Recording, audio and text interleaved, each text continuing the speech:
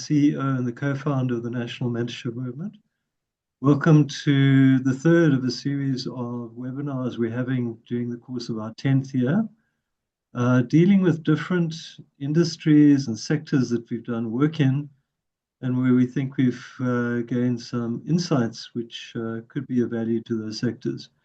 We've talked, for example, to corporates about staff volunteer mentorship programs which we've run. We'll be talking about public sector. We'll be talking about entrepreneurs. We'll be talking about work we've done with women over the next couple of months. Today is, of course, about TVET colleges and higher education in general. And the reason for that is we are the champions of mentorship in this country.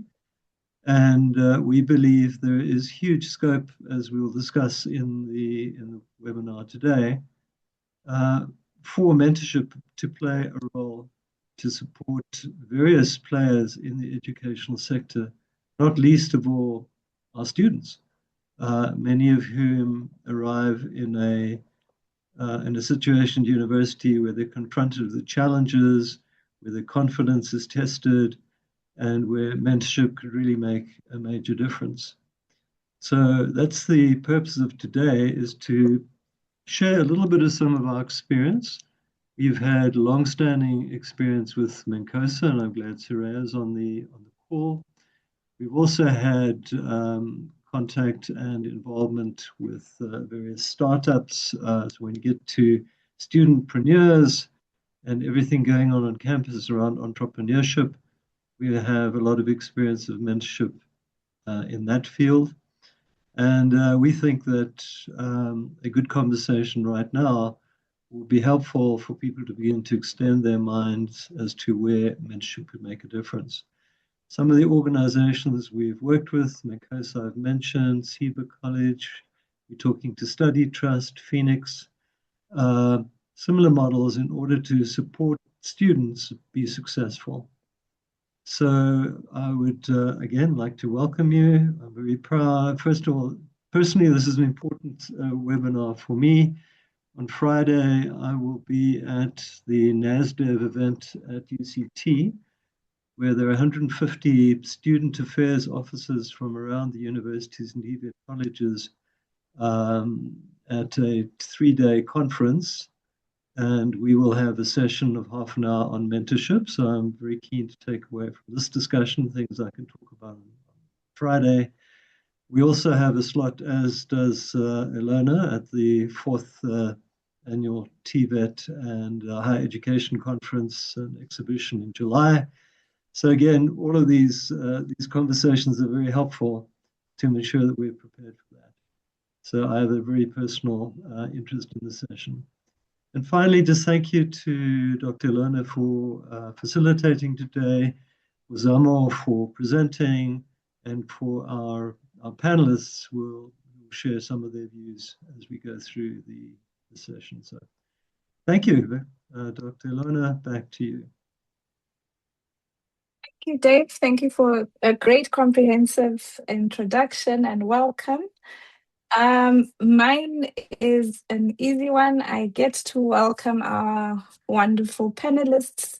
Thank you very much for firstly sparing your evening to come and discuss your insights with us.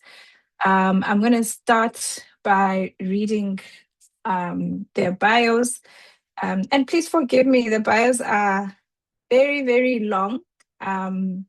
But I will try and do justice in capturing the summary of our panelists. I will start with Ms. Soraya Ibrahim. If you can maybe have your camera on so we can all say hi. Thank you. Thank you. Soraya is from Menkosa. As has been mentioned, she holds an MBA, a CIS, and she's an NLP coach. She's an academic educator, speaker, and mentor. And today she will share with us insights from her experience running a mentorship program and partnering with other organizations and generally just developing other people through the science of mentorship. Going into her actual bio, she is serving currently as academic program leader at Mancosa, where she champions academic excellence, student-centric practices, and sustainability across all spheres of engagement, and transitioning into another core academic function, namely integrated community engagement. So this is very exciting. I look forward to your insights this evening. Guys, this bio is not this short, but we will hear from her this evening. Next, I have Dr. Siasanga Mgoduga. If you can also have your camera on, just so our guests can also see you. She's a lecturer, program coordinator, and researcher in business management at the University of Mpumalanga, UMP. She holds a Doctor of Commerce in Economics and has established herself as a dynamic academic with expertise in entrepreneurship, economic development, and digital transformation. Today, we will also hear from her about how the science of and practice of mentorship is working in her space. Thank you very much. Apologies, the bio is also very, very long. Like I said, she's established, she's dynamic, and we will hear all these great insights as we start the discussion. And thirdly, we have Martha. Is Martha in the room? If she can also have her camera on. Hey, Martha. Good evening, Martha Mamupa. I hope I'm saying it correctly. Again, guys. Mamwepa. Okay, thank you. So this evening, I'm going to be introducing Martha. She is also dynamic. I love the wording. If you guys can tell the pattern across our panelists, she's dynamic entrepreneurship development practitioner, a business strategist and incubation leader with over 15 years of experience driving innovation, enterprise development, and inclusive growth across South Africa's higher education and entrepreneurship ecosystem. She serves as the center manager at Sekhukhune TVET College, Center for Entrepreneurship and Rapid Incubator, the Spheri. And she has held entrepreneurial and strategic roles in other institutions such as Walter Sisulu University, SEDFA, TIA, and the University of Limpopo. Thank you so much for joining us. We know it's been a very long day and we look forward to hearing your insights. I am now going to hand over to Zamo, who's going to give us a bit of information about who's the National Mentorship Movement, what are the benefits of mentorship. We keep hearing that we need to develop people, but sometimes the stuff that we teach in the classrooms needs a bit of supplementation so that the students can actually learn, or the leaders can actually learn. So learning by experience through the science of mentorship is very important. But I will let Samo give us more information. Thank you so much, Ilona. Good evening, everybody. And yes, welcome to our dynamic speakers. These are fantabulous women. I've had the opportunity to work with each and every one of them, and I've got no doubt that we'll learn a lot from them this evening. So I'm just going to quickly share screen.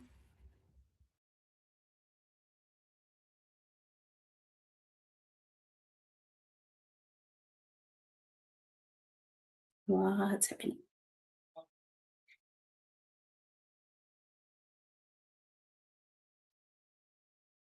There we go. Sorry about that. Please let me know once you can see my screen.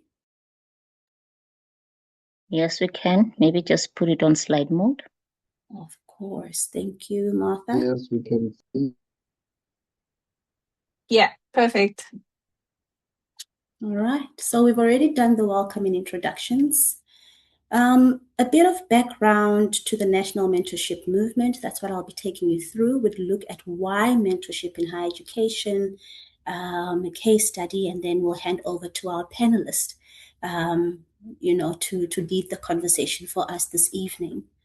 So in 2015, some extraordinary business leaders and corporate leaders came together addressing the challenges that we face as South Africa. And from that, the following year, 2016, the National Mentorship Movement was born. So the National Mentorship Movement is a non-profit organization. We mobilize volunteer mentors and we match them with mentees who need to grow, tap in, and maybe even develop from their skills, network, and experiences. So we develop people, strengthen organization, and create positive social economic impact through mentorship, the power of two. And over the past 10 years, we have designed, implemented, and tailored over 40 mentorship programs. And if you look on the left-hand side of the right-hand side of the screen, you'll see some of the partners that we've worked with. And for the purpose of this conversation, I've actually highlighted the partners in higher education. For the Da Vinci Institute, for instance, it was a 2-year program, group mentorship model, and we had to provide mentorship support to about 2,000 students. For TVET, it was a much shorter program, and this was for 8 students, and it was 4 mentorship sessions that they went through. And for Mencosa, I think Dave has already made mention that we've been in a long partnership with Mencosa. So part of this presentation includes a case study on Mencosa, so we'll get to it later on in the presentation. Why mentorship in higher education? So quantitatively, there's a mentor organization research shows that mentees with mentors are twice as likely to aspire to or to graduate from university, assume leadership roles in society, and businesses are twice as likely to grow, employ more people, and even survive longer than 5 years. And mentors, on the other hand, are 6 times more likely to be promoted. And then qualitatively, mentorship builds confidence, develops leaders, create networks, support transition, and enables a growth mindset. And mentorship in higher education is not a one-size-fits-all approach. Through group mentorship, peer mentorship, one-on-one mentorship for students, student leaders, entrepreneurs, staff, they can all develop at each stage of their career or business. And then the Mencosa case study, I'll take you through that in a bit. I think the one thing that I actually have to make mention is that it's been rejuvenating and filled with learning, actually partnering with this organization. So I think the students from Mencosa on the call and colleagues from Mencosa on the calls, you should be proud of the culture that you've actually created within your institution. And so every time there's a challenge, there's got to be a solution. We came together with the Mencosa team and looked at some of the challenges that needed to be addressed, particularly for the students. So students who are already employed and those that were transitioning from academic studies and employment or to entrepreneurship lacked guidance, network, and confidence. Many students felt unprepared for the professional world, despite good results. Traditional career services alone were not enough to bridge the gap between study and work, and students reported feeling isolated and intimidated when facing postgraduate decisions. And that then posed the question, how can we together, how can we systematically support these students through this critical transition? And that's when we came up with the online group model approach. So that includes 4 to 6 mentees per 2 mentors. It was a fixed fortnightly schedule of 7 sessions, or still is, 7 sessions over 3 months, a structured journey across 4 phases. The first phase is where the group, mentors and mentees, get to know each other. This is where they build the trust.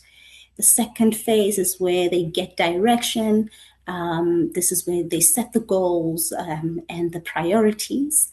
And then the getting value being the third phase. That's when you get value. Are we achieving these goals? We're shifting mindsets at this stage. And then the wrap up and close, that's where we consolidate all the learning and planning forward. So we've had 7 successful cohorts to date. We're currently mobilizing for the 8th since inception in 2022. And in that time, we have onboarded 721 participants. So the key decision choices, after the pilot in 2022, we saw a need to actually ask people who want to join the program to send motivations just for stickiness and commitment. And 2-3 cohorts later, we then introduced the commitment agreement, and we've seen how that has actually really reduced the dropout or the withdrawal rates. And then we also provide structured workbooks and field guides. And then we tap into the Menkosa alumni, the mentors, and throughout the entire journey, we check in with the groups at different stages of the program, and we also use other digital platforms just to make sure that we keep contact and they keep contact with each other. And what have been the outcomes? So to date, 94% of the mentees reported an increase in personal confidence, yay. 92% of mentees indicated greater clarity in career decision-making and future direction. 85% of the mentors reported improved listening and communication skills. 90% of mentees expressed feeling more empowered and motivated to pay forward. My favorite was from the last cohort where one of the mentees raised her hand at the closeout session and said, should I actually send you guys an invoice for this therapy session? And then now in 2026, 100% of the mentors and 95% of the mentees have rated willingness to recommend the program a 4 or a 5 out of a 5 rating. So what we've seen over time is that the applications have increased, the number of returning mentors has grown, and the program is evolving. And I think that it's important to note that a community is not built overnight. So while we started the way we started, it was difficult at first to get the numbers we're looking for. Right now we send an appeal and the applications actually do flood in. And some of the words from our mentees, you can see there on the screen. I have improved my ability to help others grow. Mentees' challenges became opportunities for my own growth. That's from a mentor. The program is a wonderful tool to learn and grow, and I would do it again and again. Hence our returning mentors and some of our mentees coming back to mentor. And through mentoring, I have gained valuable insight. I have developed skills to be a more effective manager. So that's some of the words from our mentors and mentees. So what are the lessons learned? Lesson number 1, the group model actually does work. It's less intimidating for the students and it does increase idea generation. Structure matters. So 3-month bi-weekly format has allowed for deeper connection and allows also time for the participants to prepare for the next session. And then the commitment. So we have introduced the commitment agreements, which have actually helped engagement and effective for all years. While we started with just 3rd-year students, now the program is open to 1st, 2nd, 3rd-year students, as well as postgraduate students. And selection quality. When we actually put the participants in the room, we make sure that it's different perspectives in the room, which we've seen being very helpful, and then sustainability and focus. So by using or tapping into Menkosa's alumni network this has created a self-sustaining ecosystem.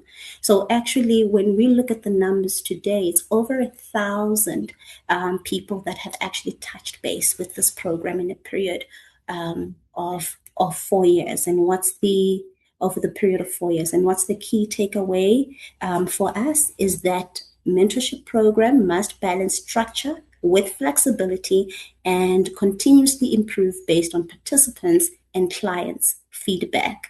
So yes, it's been quite a journey and full of learning and quite a beautiful one for us too.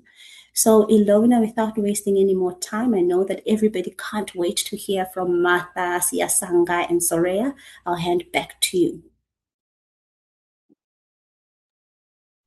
Thank you very much. Thank you. I like how the program cuts across academia, entrepreneurship, and other fields. So I'd like to call upon our panelists, Martha, Siasanga, and Suraya, to please have their cameras on, and we can get going on this conversation.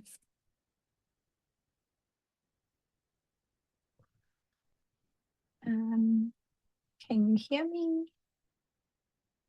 Are you guys Yes, you here? are audible. Awesome.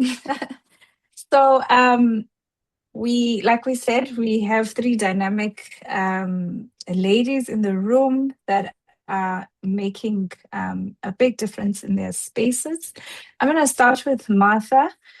From your experience at Sekukune TVET College Spheri, how would you say structured mentorship can help incubatees moving from just an idea that's sitting on a shelf to an actual business, a sustainable business?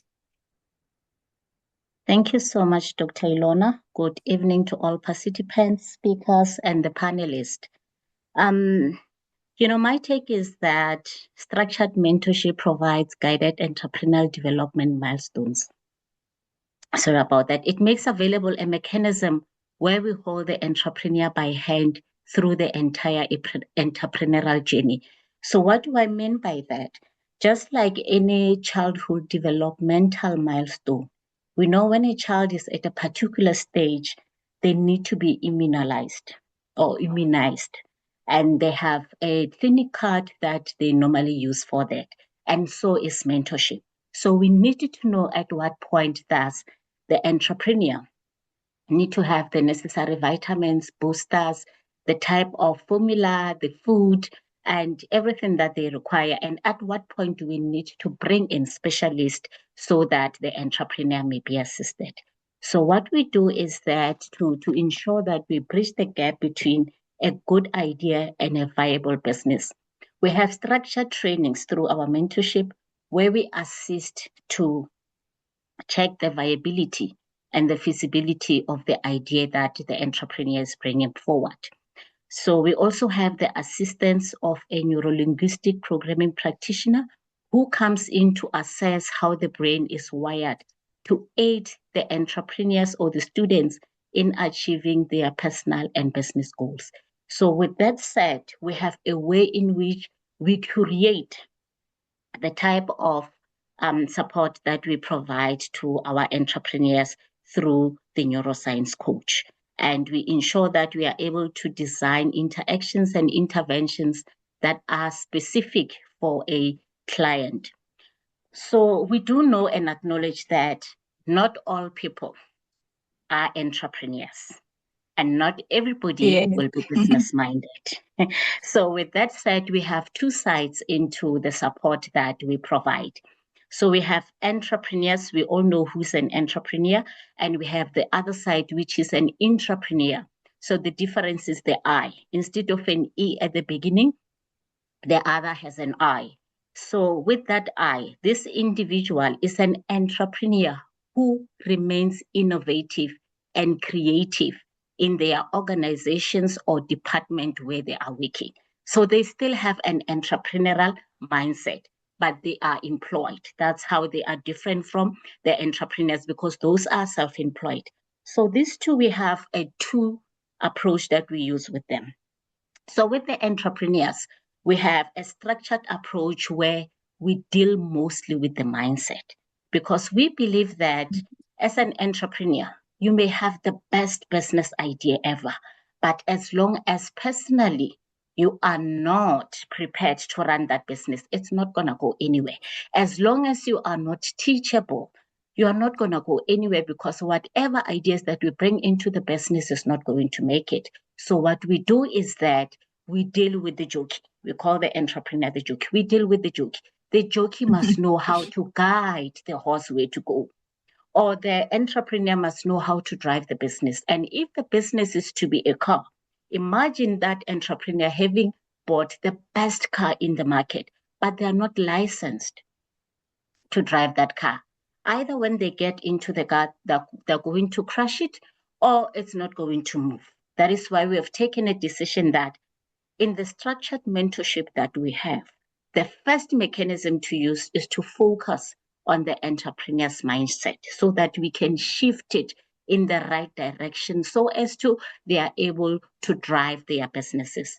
We've experienced that there are a lot of businesses that fail after their originators or those that started them, they pass away.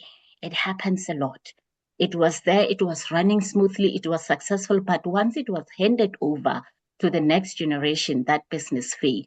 The easy solution to that, or reason to that, is that the person whose business has been handed over to, they were not ready entrepreneurially to run that business. So that idea or the business itself, it was best. But the issue was with the driver. That is why we focus more on the driver.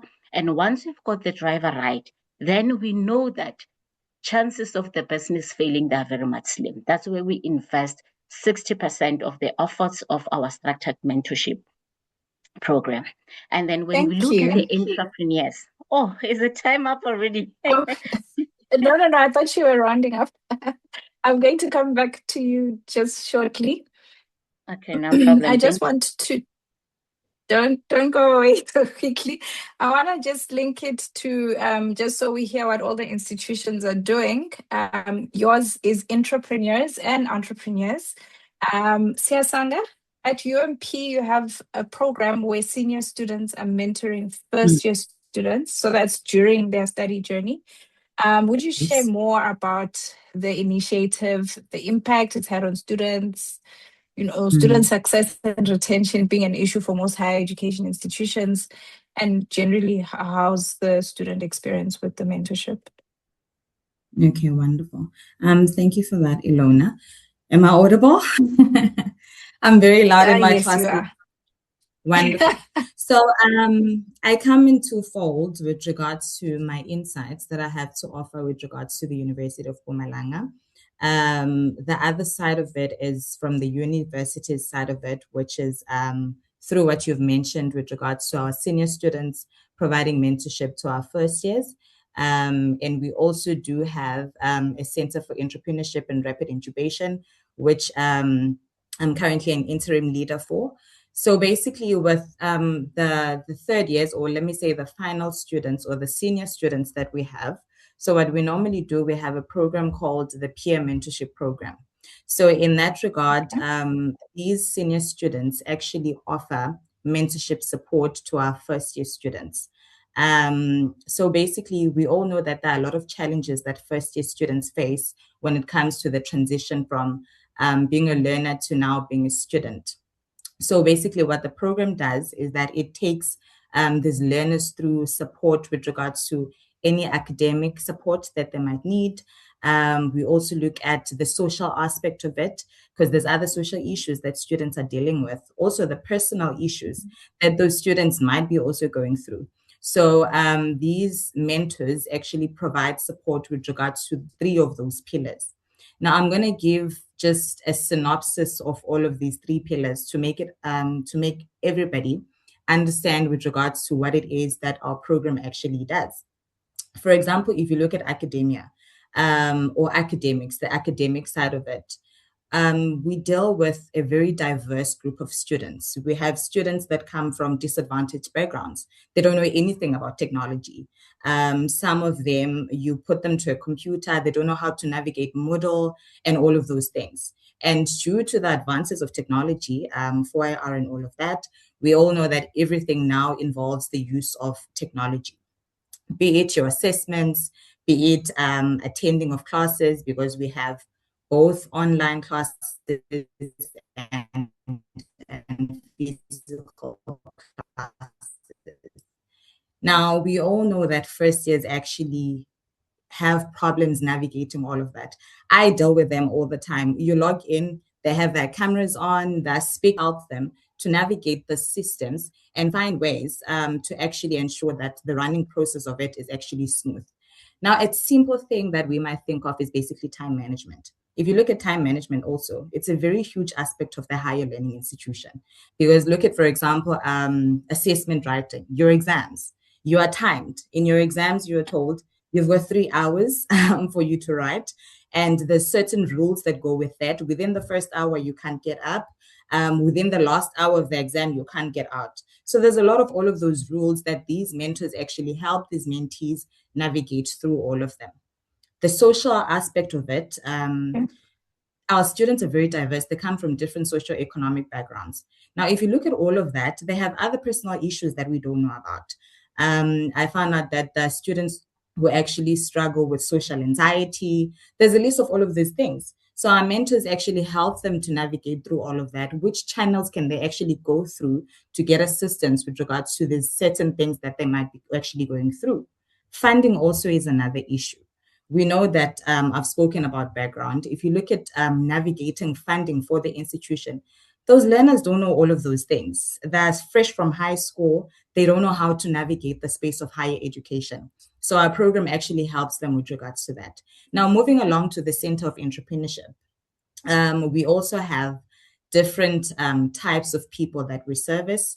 We have different groups of sessions that we have. We have individual mentorship sessions, and then we also have group sessions. So with those ones, if you still have an idea, so we call it ideation. So if you're still under ideation, what we do is we have one-on-one sessions with you to actually help you navigate the idea that you have within that particular business.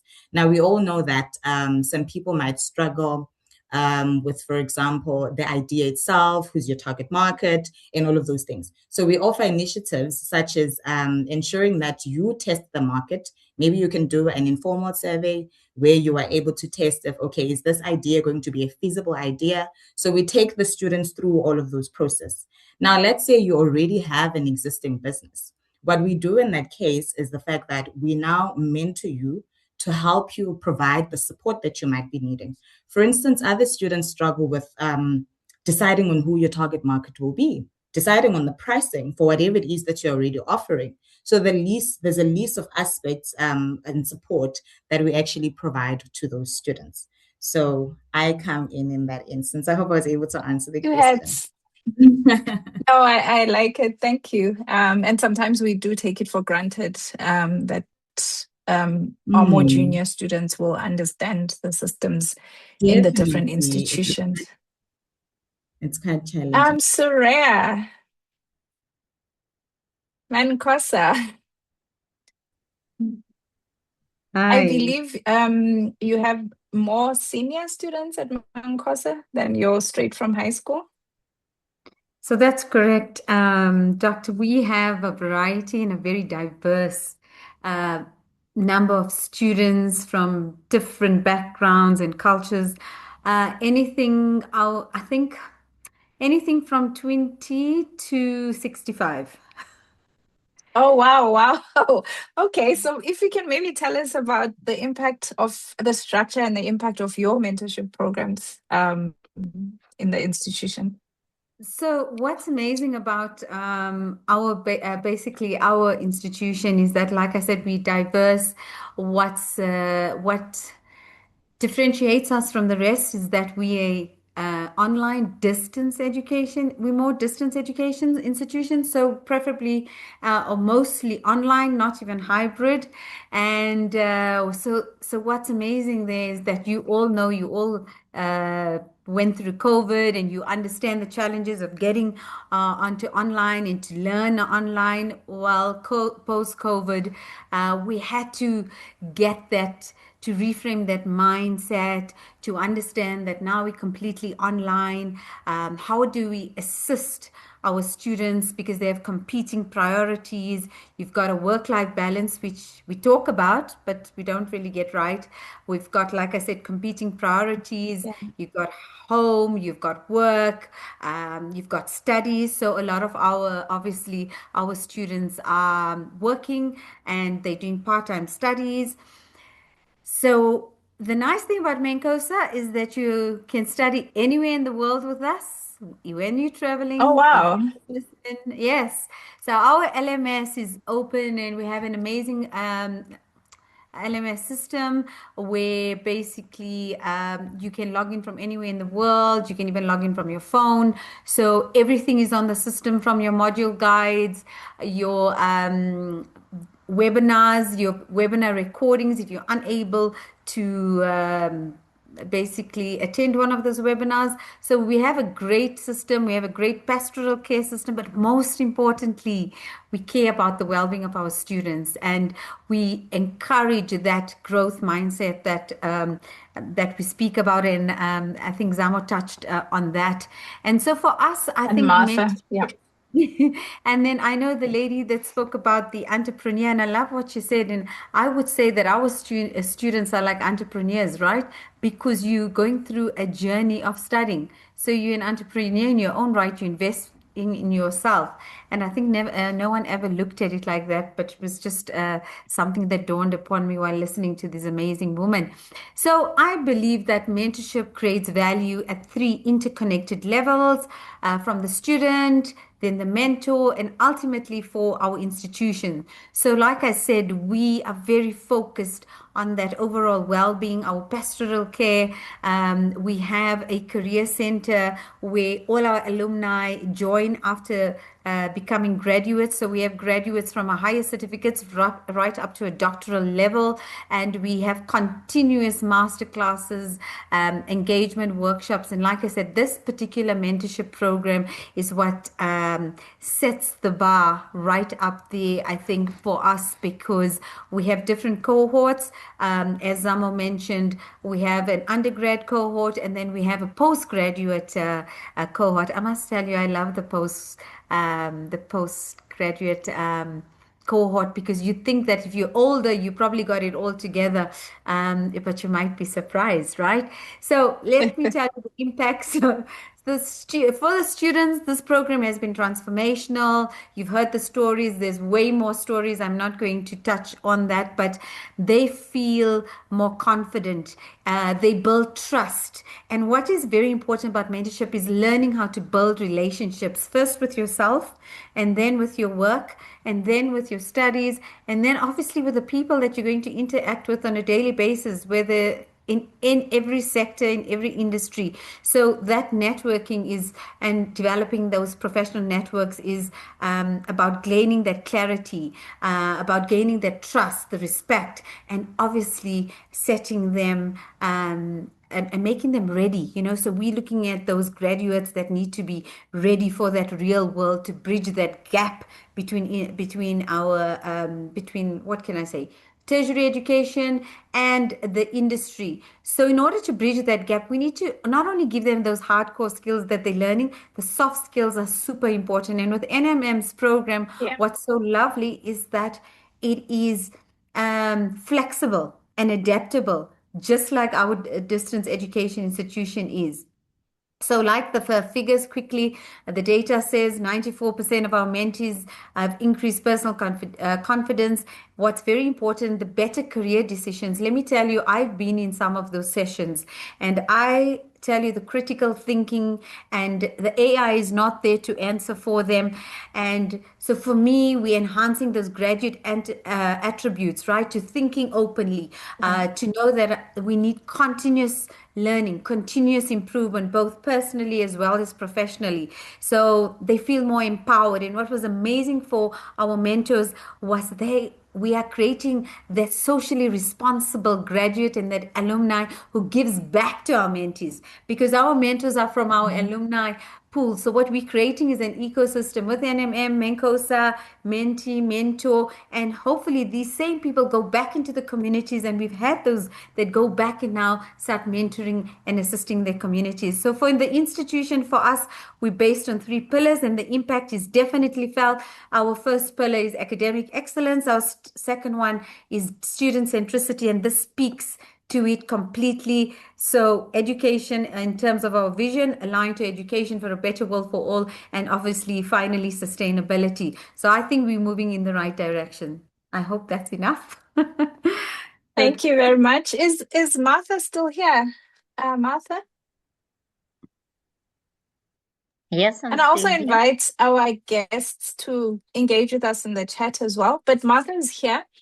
Guys, Martha has a unique context of the TVET sector. And I like how you framed that you divide between the entrepreneurship and the intrapreneurship, preparing them for the workplace, preparing them for running their own entities. I just have another question for you. What has proven effective? So if, for example, somebody in the room is sitting in a different TVET, in a different province, and trying to see how can we get started, what has been effective for you in your institution, particularly when you're supporting the student innovators or entrepreneurs? Thank you so much. So we do have virtual sessions, and luckily for us, we are not just an island of an incubator within Sekhukhune TVET College. We have 120 plus Center for Entrepreneurship and mainline incubators across the national footprint. So what we normally do is that we can engage, diagnose the client in terms of what is it that they require, and then we transfer them to another incubator where they will be assisted. So in essence, what we do, we are not only saying that we assist those that are within our region, we are able to assist anybody, but it's easier looking at the models of mentorship that one at least get assistance from their closest incubator. Because believe it or not all models of mentorship are vital or are working for different types of businesses.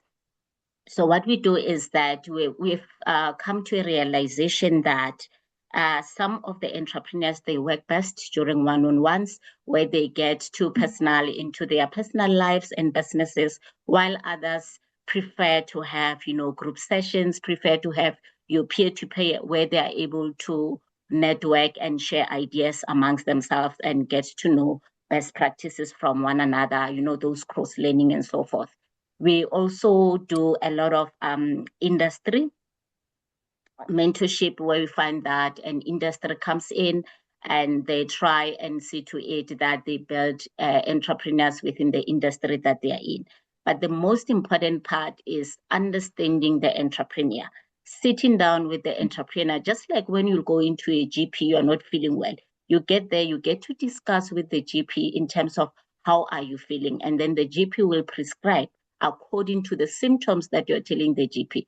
This is exactly what we do with entrepreneurship as well, to best suit or to best build them according to their milestones. Remember, I mentioned that, entrepreneurship building is like a child developmental milestone. You need to know what is it that you need to apply at what point. So sitting down with the entrepreneur, it generally assist, especially the first consultation, it must be a one-on-one. You can continue with virtual, but with virtual, I'm one person, just like now you said, please do switch off your video so that people are aware that they're not speaking to a robot, they're not speaking to an AI. And believe it or not, these entrepreneurs are very much, they are very much creative. and you would find that you're not speaking to nobody. There is this picture that they build, that keeps on moving, and you think that you are consulting with somebody, only to find that you are in that meeting alone, and maybe perhaps later they are able to listen to the recording. But believe it or not, one-on-one model is very much important.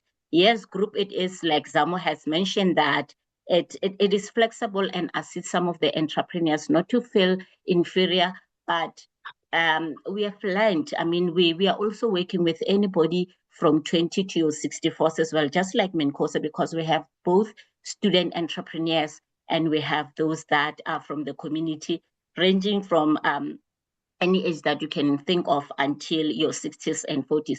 But we are basically more on the youth. We do want to build the youth more because we want to drive the idea that they should not go and seek employment. Even if they do so, they should do so as entrepreneurs, like I mentioned.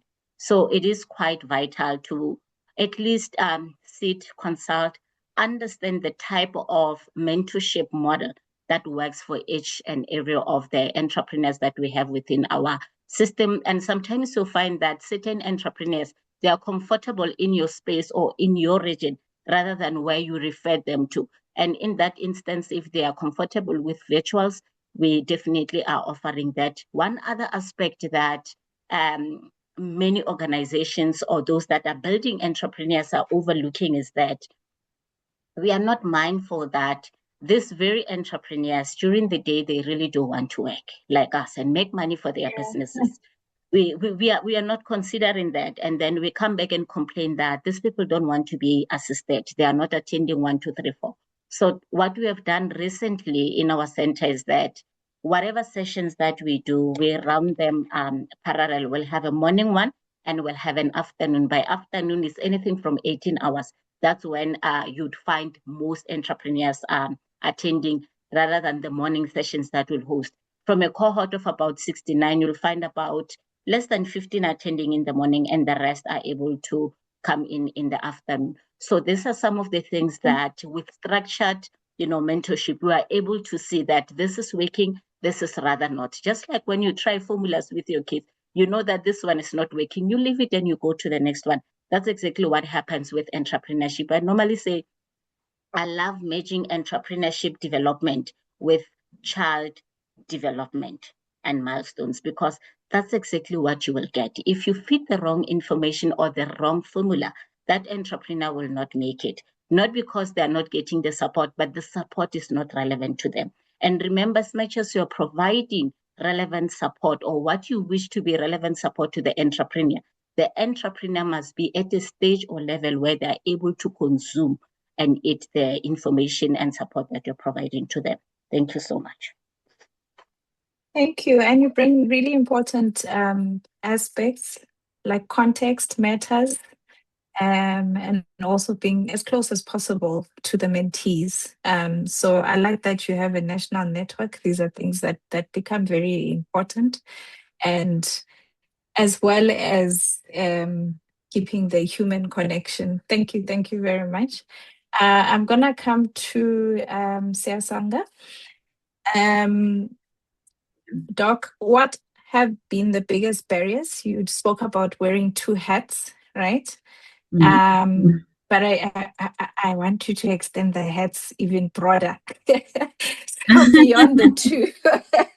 So if we were to look at higher education institutions, I know you've been in more than one. What do you think are the barriers of implementing mentorship at scale? Because I think as we sit here, we all agree that this is something that everybody needs, but not everybody's getting at the moment.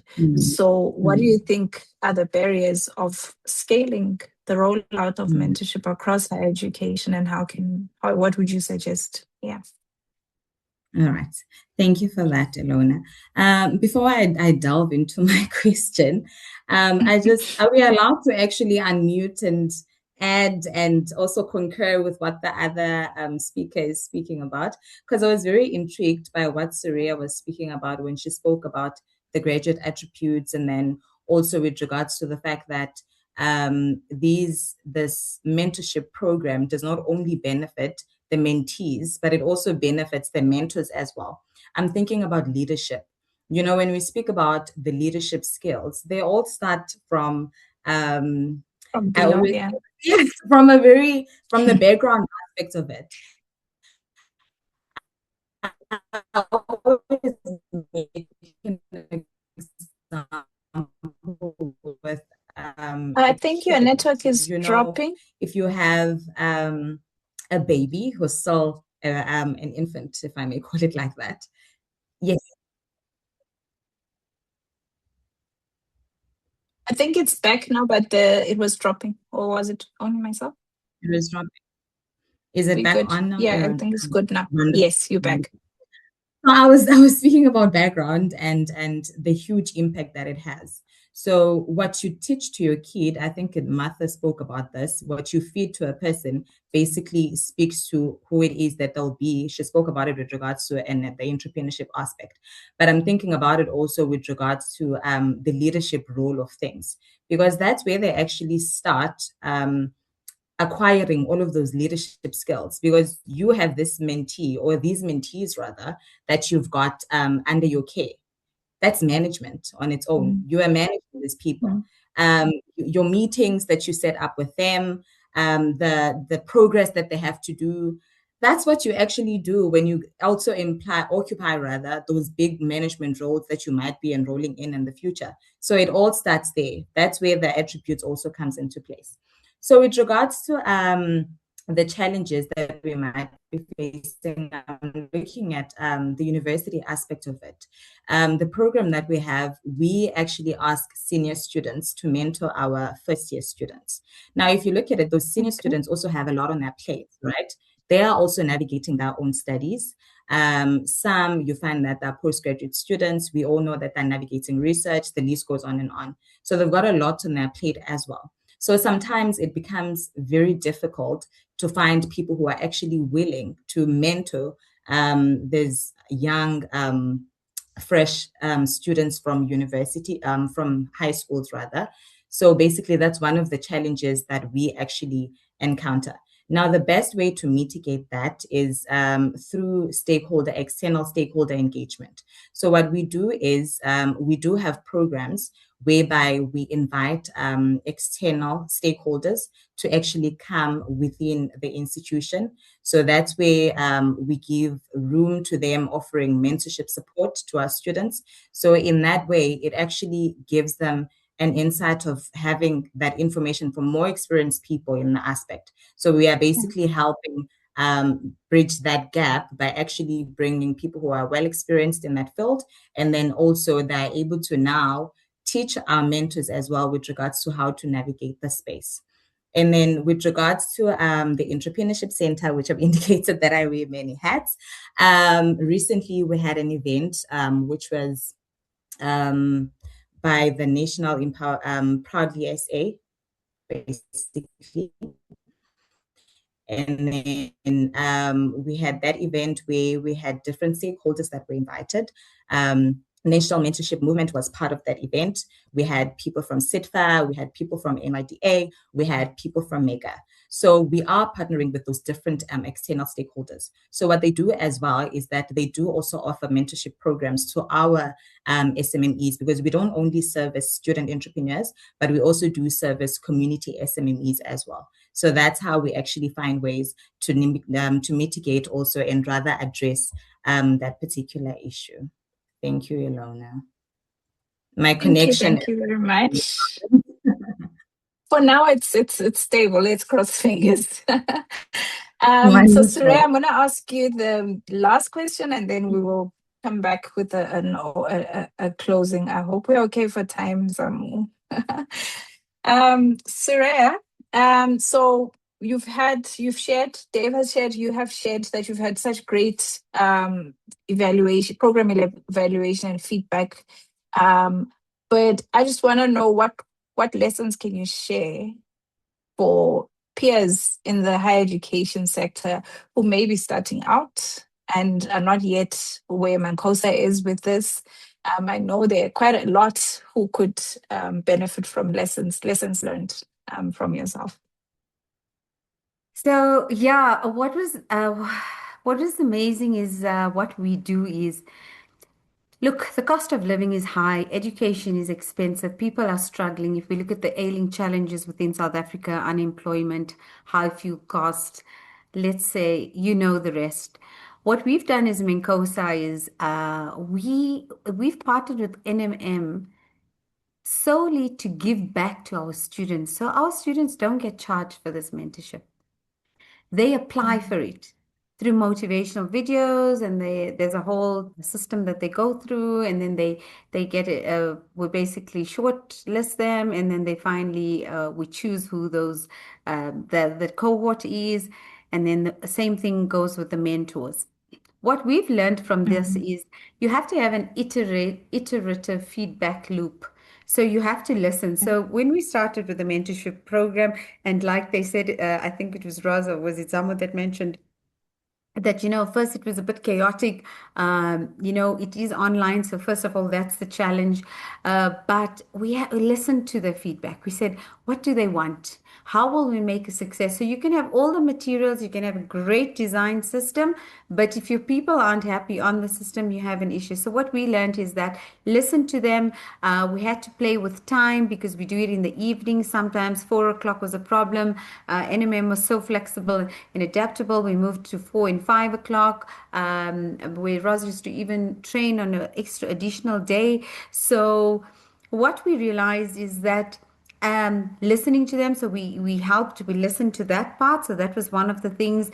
The other important lesson is that mentorship should never remain static, right?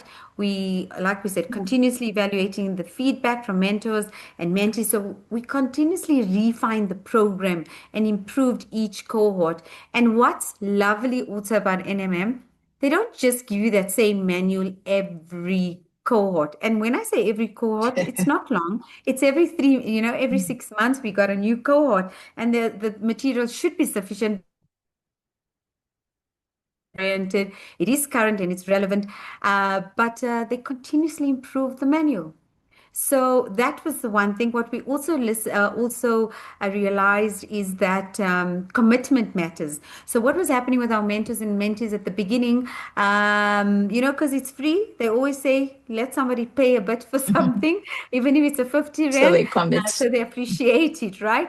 But we didn't do that. We made them sign in indemnity. So Okay. eventually they signed not like an indemnity, but basically a commitment where they have to commit to it. And we realized that this commitment agreement significantly improved our engagement and our attendance because everyone entered the program with clear expectations. So as the program progress, obviously word of mouth goes around, students speak to everyone. Even though we have a distance education structure, mind you, we have a community of students. And what we realized is that through this, even through our career center platform where students engage, like I said, our LMS, we also have discussion forums where our students can contact each other, WhatsApp groups.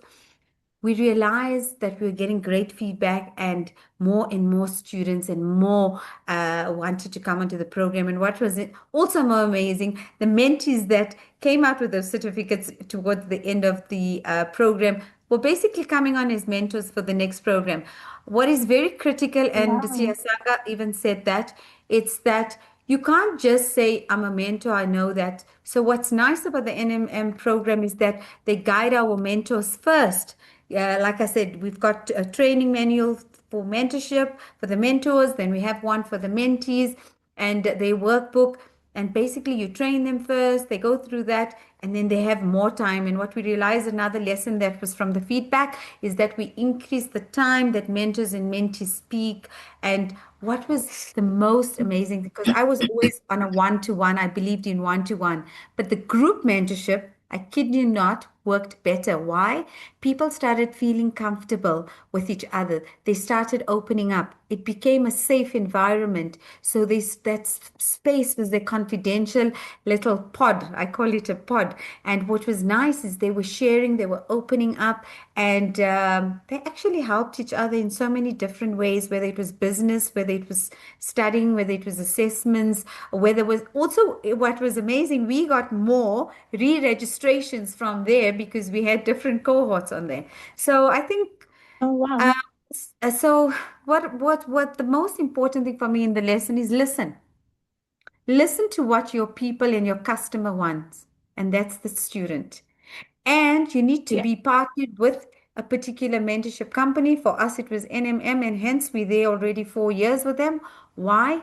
Because they adapt, they're flexible, we change. We've actually become, I think NMM and Menkosa have become one family. And so I think we're mentoring and mentee and the mentee relationship. We talk about mentorship, it's a relationship. So it spans, I think it has a ripple effect. And I think that is very important, especially for higher education institutions, your community of practices, your industries. You need to open up and you leverage that field. Thank you. Thank you very much. Of course, I would love to keep this discussion going, but we've got some questions in the chat. We'd like to engage our audience. I'd just like to go to the chat. Let me see if I can go as high above. Okay. Tibelo says an amazing engagement indeed. Mentorship is truly a key component to the success of youth-owned startups, especially in tourism. Very interesting. I'm sure the UMP does a lot of tourism, looking at your location. Martha, they're asking how to contact you. I think Samo would have all the details centrally. And then Adelia. But if you would like to say a comment instead of me reading it, you're welcome to unmute and join the discussion. So thank you, Dr. Angelovo. I thought I would just drop it in there because I was invited, or not invited, I was sent a WhatsApp earlier today to join the conversation. And because it came from Okay. somebody respected, I thought, let me jump in. And when I found myself here, I was really, really interested and excited to be part of this conversation, even just as a participant. I am a 3 times business incubation alumnus. All 3 of them were tech-enabled enterprise development spaces. And I'm talking about 10 years ago, and all of those things are still very valid, still usable, still transferable. I use them every day. So, I'd love to be able to share some of it. I just don't know how at this point, but I'm sure if I go onto your website, I'll figure out a little bit about that. And then I also had a question further down, which is pretty much probably the better comment to share. Okay, the lower one. Okay.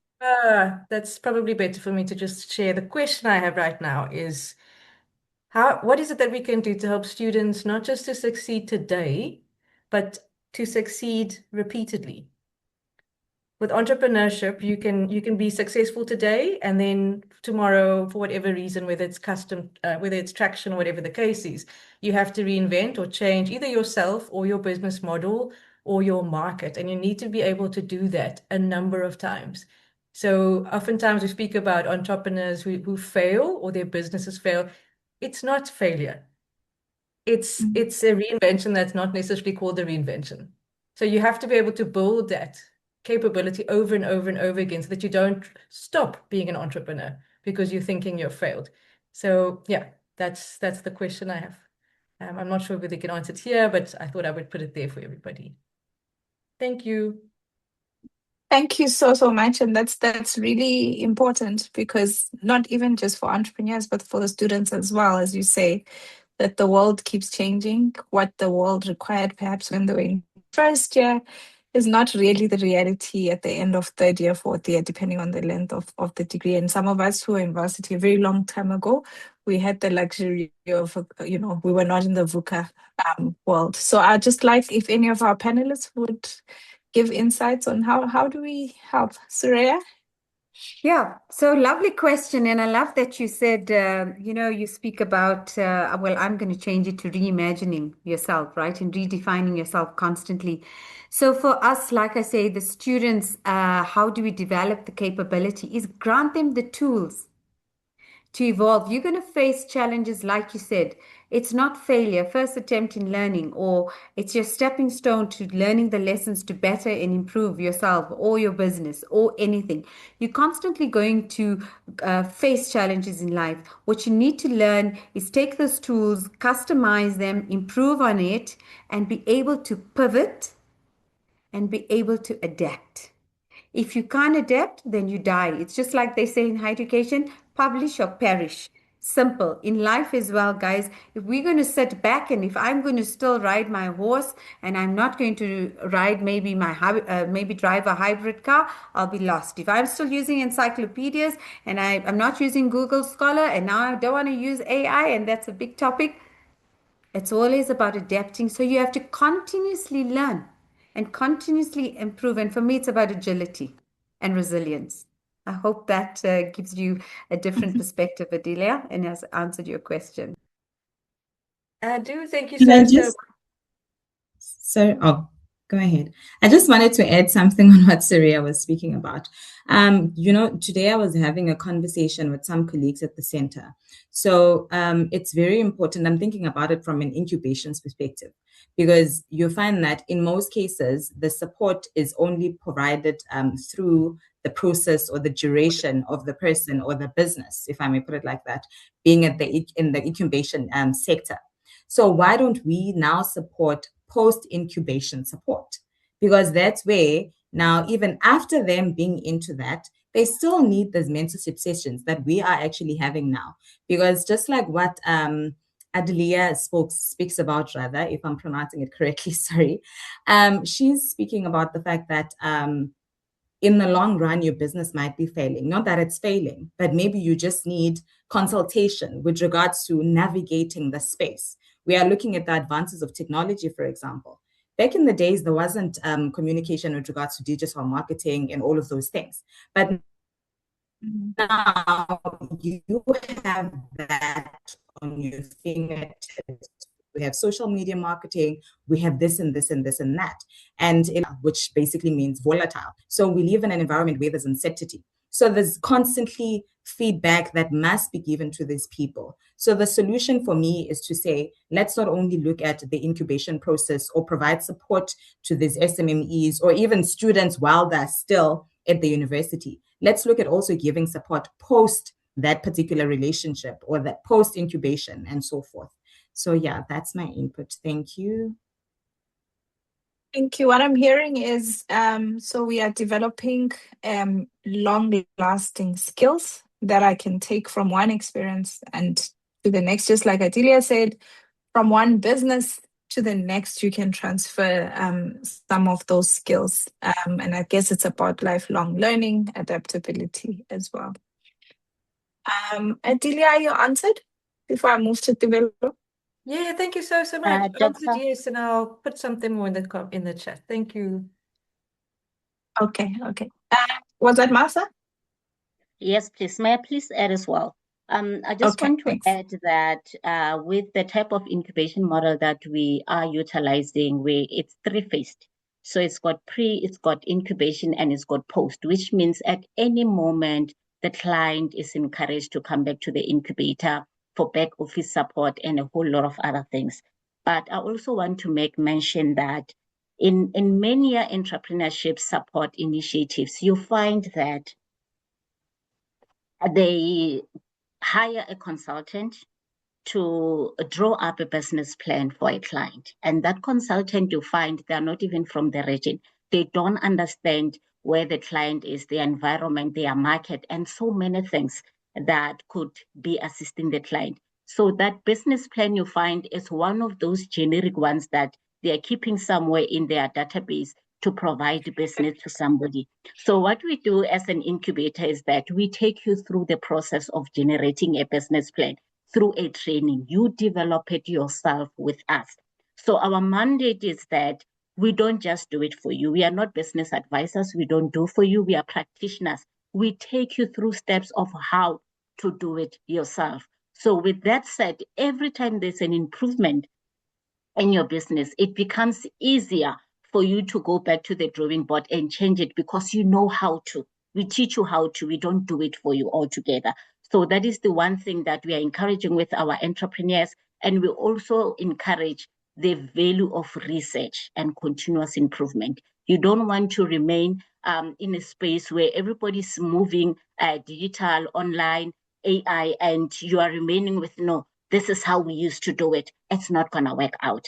And of course, with each and every trajectory that is moving in a space where we are, we of course invite the specialists to come and workshop our entrepreneurs. But the best thing that we do for them is to ensure that we teach them how to do it themselves. They normally call it how to of the how to. Thank you. Oh wow, the how to, the how to. Tebelo, I think I have a few minutes left. You've had your hand up and you've been engaging. Please do unmute.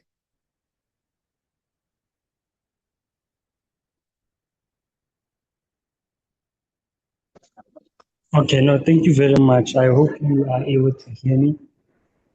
Yes, I can. Okay, no, thank you, because I'm currently working. So, but then, first of all, this is not a question, but then it is just a comment. First of all, I'd love to thank you for the amazing session that you've hosted. You know, I've been listening while I'm working, and you have been really touching on very, very important points. One being mentorship, which is the entire agenda for today. I really like to support that because I myself, as well as my co-founder, we started this reason to operate a company, named Quad Ventures. And I really like to say that we continuously are on a process of learning. And I love to say that it's very difficult as an entrepreneur to make it without mentorship. And what do I mean by this? I mean, you need someone who's going to guide you in the particular industry you're in. For example, we are in the tourism industry. We have someone that's going to tell us that, no, this is how you're supposed to move. This is how you tap into the particular market that you are selling in. For example, you have this amazing idea, you have this amazing offering and product, but then you don't know where to find the people that are going to buy it.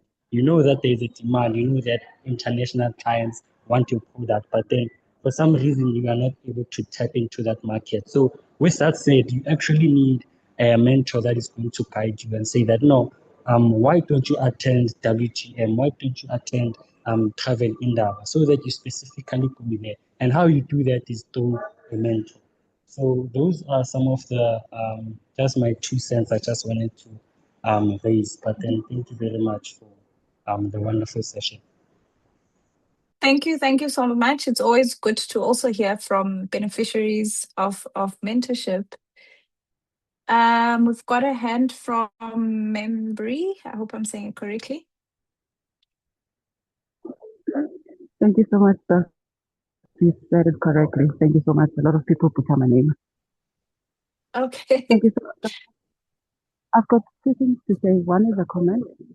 While we speaking about mentorship and the great things that mentorship can do for a person, I think we also need to put it out there that mentorship is not a magic pill.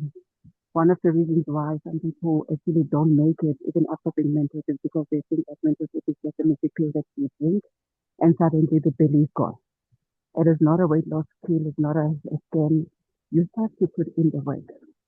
People need to put in the work. When you are being mentored, your mentor cannot do the things for you. Even though they have the know-how, they cannot do things for you. So that's something that people need to put in their mind, that they need to put in the work.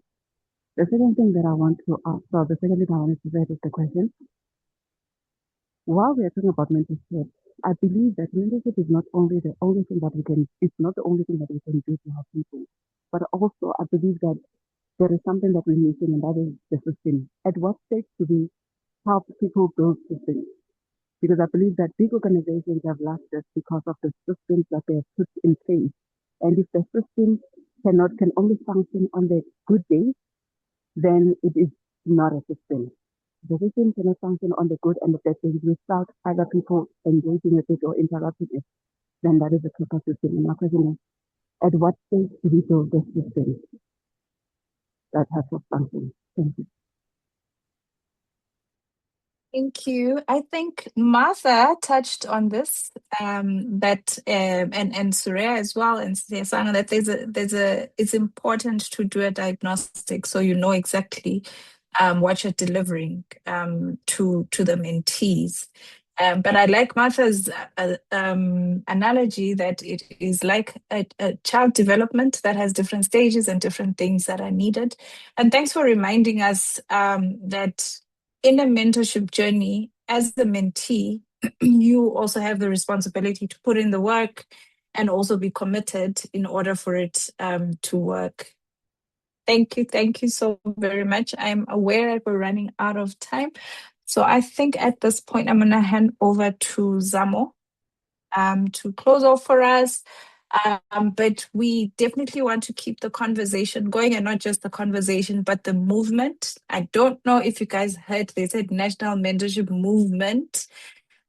So it's an action-oriented organization, and today we have 39 people on the call, and I hope and that you are coming to join the movement and bring in all your insights, your network, and your contribution. Like we said, South Africa needs mentorship at scale, but not just mentorship, but structured, methodical mentorship is what is going to take us forward. Samo, I'm handing back to you. I tried to share the contact details, but I think you're going to be better at advising us what next. What do I do if I want to get involved in the movement? Thank you.